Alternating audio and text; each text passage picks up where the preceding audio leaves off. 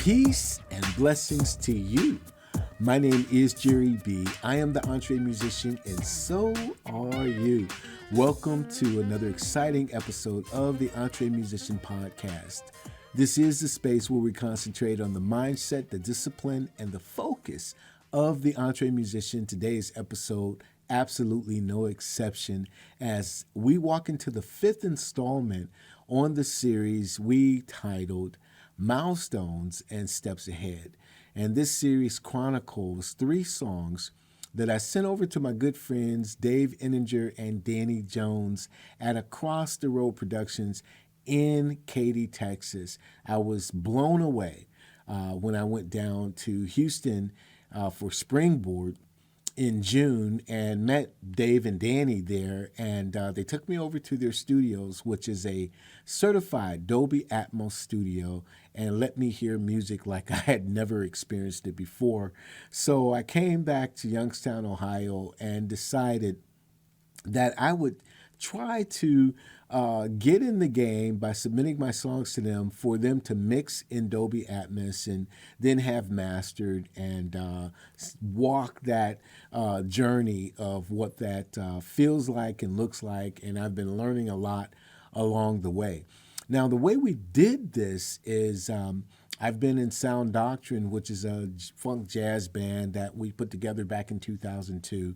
Was grateful to release some incredible music with these amazing people. So at sounddoctrine.com, in our newsletter, we wanted to get some feedback if we were going to take this journey as to what 3 songs that fan base thought would be best. And 3 songs came back. Interestingly, the very first one was Incipients, which was our very first song on our very first album in 2002. By the way, I talk about all of this in previous episodes, so I'm just giving you a catch up, so to speak. You can go back and hear the stories behind the songs in our previous podcast series, Milestones and Steps Ahead. So Incipients was one, Marriage from our Inspire CD was the second, and then Obfuscating Euphemisms, which was from my solo project entitled Fishing Grits. Those were the 3 songs that kind of kept coming up. So that's what I sent over.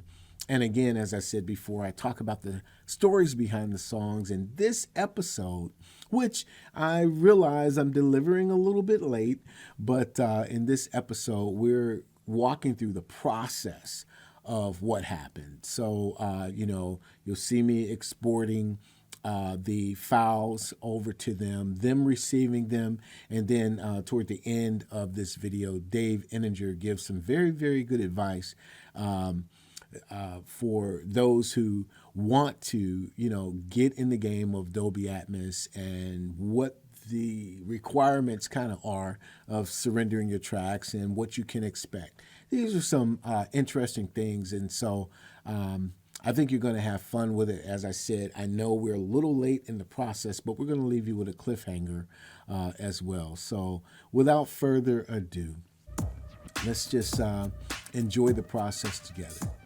And so I thought I'd start with a little behind the scenes right here. This is what I'm looking at as I talk to you. And this is the other side of my workspace here. Don't hate me for the clutter, but it's a little cluttered today. This is my corner of the world where I write music and record and edit, and this is just my slice of heaven. Okay, so here I am on the Reason screen, and I am preparing to send these tracks to Across the Road Studios. I'm beginning with the song Marriage, and as you can see here, basically, I have everything pulled up. One of the things that I wanted to do was to go down to, let me pull my rack over here, and just kind of go down See if I can resize this up. That's not what I wanted to do, but I wanted to go down and make sure that all of the effects are turned off. So I've kind of done that a little bit, but just making sure that everything that I was using, um, because I want to give them the dry tracks. Basically, I don't want them to have anything that's wet. Of course, checking through to make sure that all this stuff is turned off. And I don't know what I have soloed. I need to take that off of solo. I'm actually going to start with Cliff, so I'm going to have to solo something, Cliff Barnes piano. But just that's what I did. Just went through all of the tracks, made sure everything was turned off. So get rid of that. Get rid of that. Get all that stuff that I have open. I want to view the sequence. Here we go. Okay. So now, I said before, we start with Cliff, making sure that he's the only one. First of all, I guess I better listen to the song and make sure that everything is lined up accordingly. It's been a while since I've opened up this tune. So, let's see. Everything is at 0.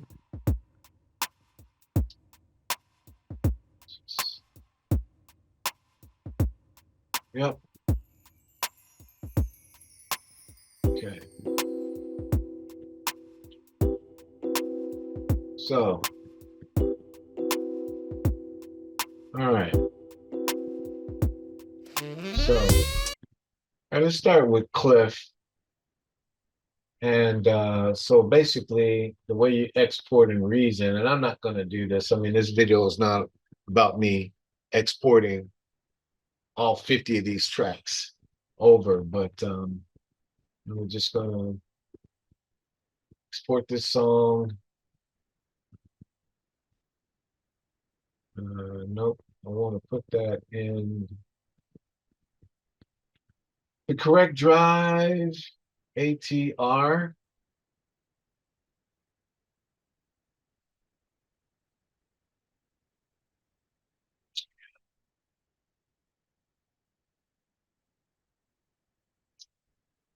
I want to give this, I'm going to call these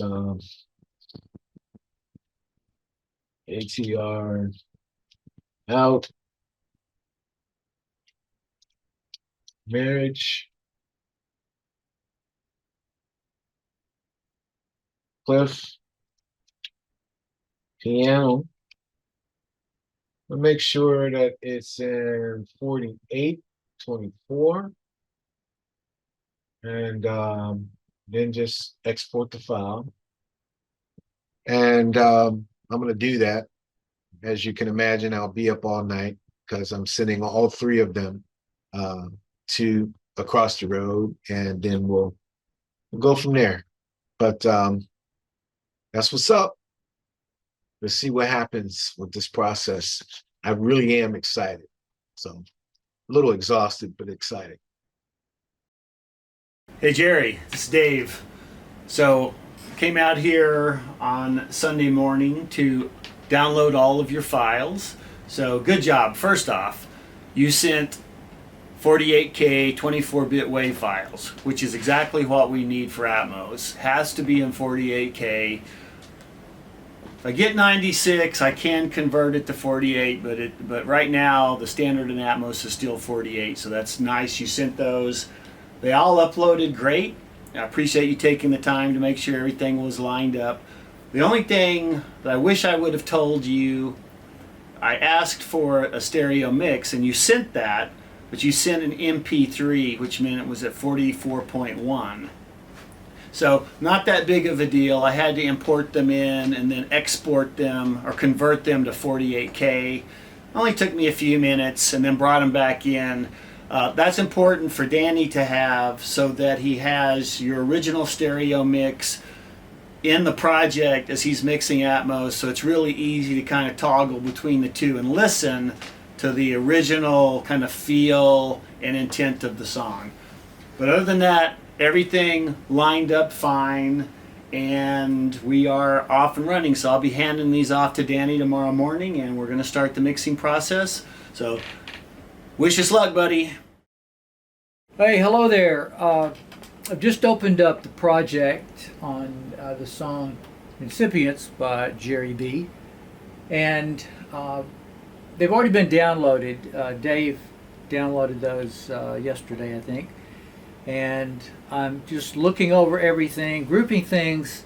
I do put everything in some kind of a group, and I have to figure out what's going to what group, so we do that. The files, and one thing that we do need to know whenever you're sending this, as opposed to sometimes people will want to send all stereo tracks. I do not recommend that, because for one, it's going to take a lot more space on your hard drive and work the computer harder. It's not quite as easy to work on panning as well either. So try to make all of those tracks mono tracks when you can. Make sure that each file is labeled with the name correctly, which Jere has done. Don't send files that just say audio 1, audio 2, audio 3, or you will add hours to the mixer in trying to figure out what's on each track. As I'm also grouping this, he also sent the stereo mix that he's made, and I'll listen to that just to try to get a feel from his perspective of mixing it. And also I'll try to stay with it in terms of if he's panning something to the left, then we may do that. Now I may vary from that, but I want to know what he thinks is his vision of how the mix should be, and that's how I'm starting. Hey, Dave, are you on, man? Hey, Jere, how's it going? It's going pretty good, man. I've had a good day. I guess Well, you now, got. come on, be honest. I got your texts. Well, it's interesting because on text you can't really convey everything that you feel. Right. And I understand. I know. I I'm don't just know. kidding you. Yeah, I don't know if Danny had an opportunity to see it because I texted to both of you. But the thing about it is, like, something's off. Like, I Right. can't explain it. It's like Okay. disjoint. So let's start from the start then. So Okay. first off, were you able to download that Dolby Access off of Microsoft? Man, I tried and tried. Like, from the Microsoft site, it gets me to a point, and then the screen starts spinning, and I I just know. can't get down.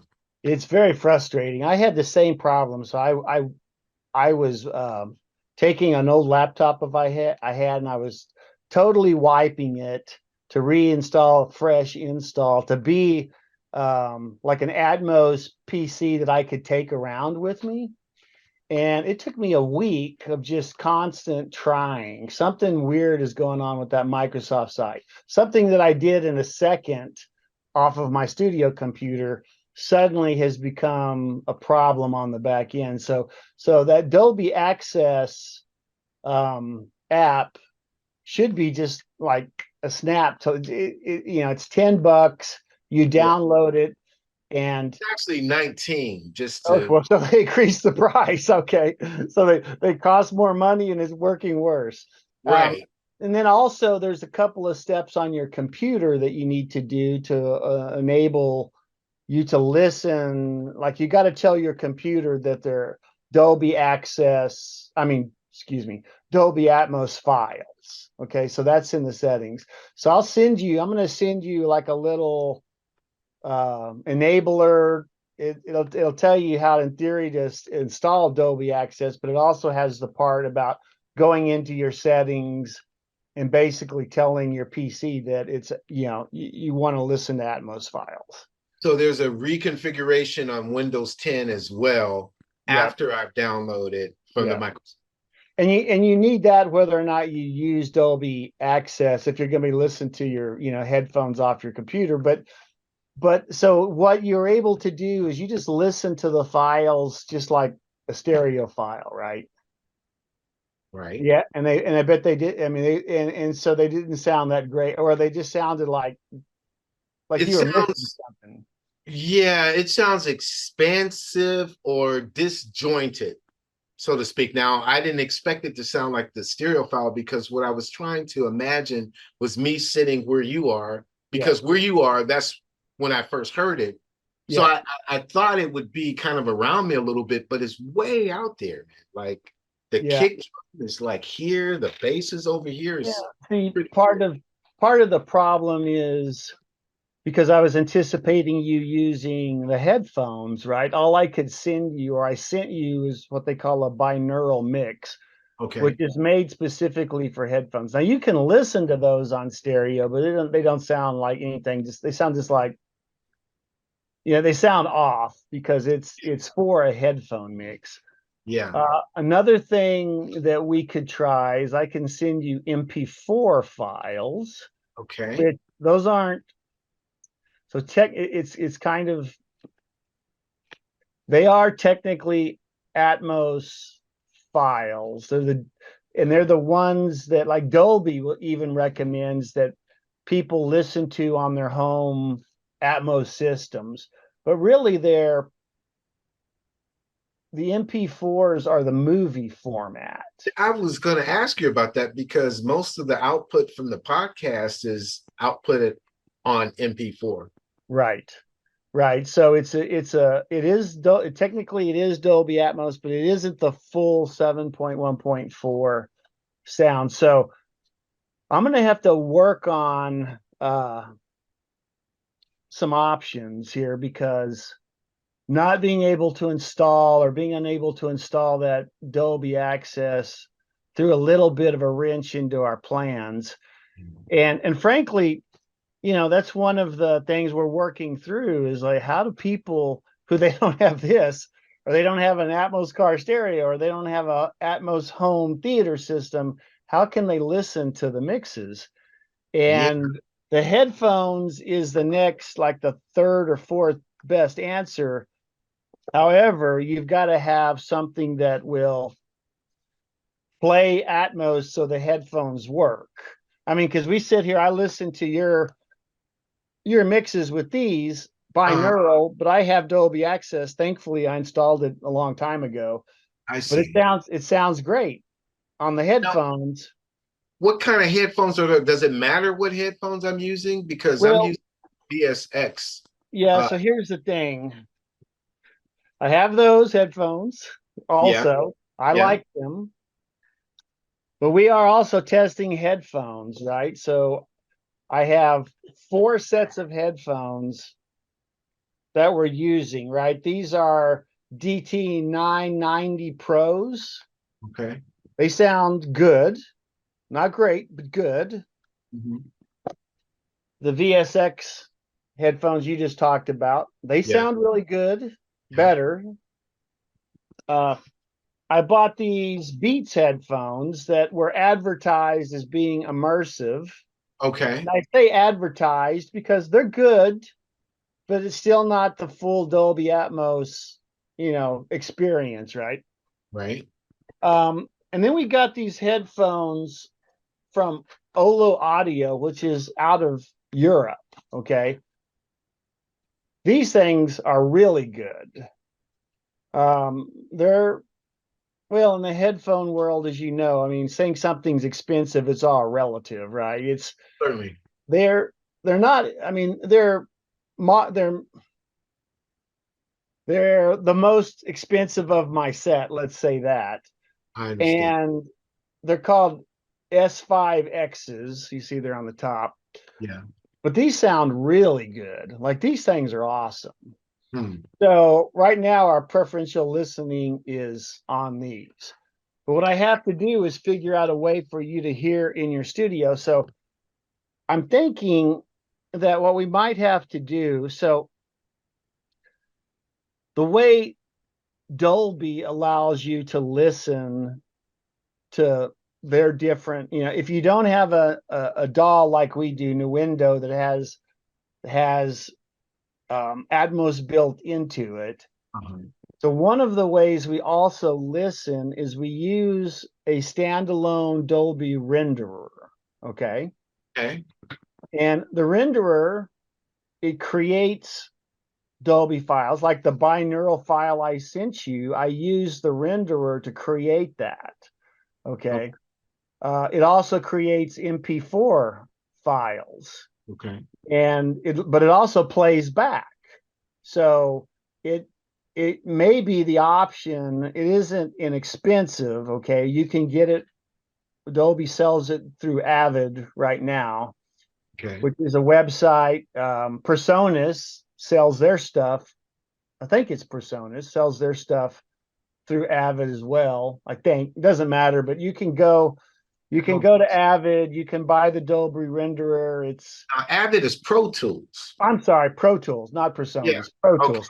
Thank you. Yeah. So it's Pro Tools sells off of that site. You can buy the Dolby renderer from there.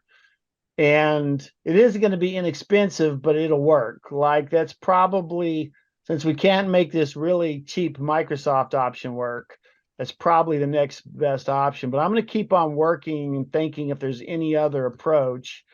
Because I know you're disappointed. I can hear it in your voice. Yeah, Uh, it wasn't. I could play it for you right now, and you can hear it if you want over my little speaker. Gonna help, right? It sounds awesome, man, and it does. I'll take your word for it because I was there, But the question, Dave, that I was going to ask when you were just demonstrating the headphones, that Olo. So, were you listening to the binaural or the MP4 when you were binaural? We were listening to the binaural. Okay. Yeah. I mean, those are binaural is specifically for headphones. Okay, gotcha. And it sounded awesome. That's why I know you're frustrated, and I'm like, man, I really want you to hear your stuff because I think you're going to be happy with it. I know there's still going to be, tweaks and things to the mixes, but the initial mixes sound really good. So let me give it some thought. Okay, this is Avid renderer, Dolby renderer. I can just go to avid.com and of course purchase it. And then will I still have to reconfigure my system like I would for Microsoft, or is it play at that point? I think you won't have to do that once you get the renderer up and running, because then you're going to be using now. That leads me to another question. I know you're in a music studio and you do your production stuff. I do believe that you have an audio, system, right? Like that has multi-channel, correct? That is correct. Okay, because we'll need that. So it will require an ASIO driver, which is pretty standard. Like you connect today with an ASIO driver. The Dolby renderer will find it, and then we'll connect you. We'll have to go in. I'll have to walk you through how to configure some things. It's be pretty straightforward. There's just 2 or 3 things to configure.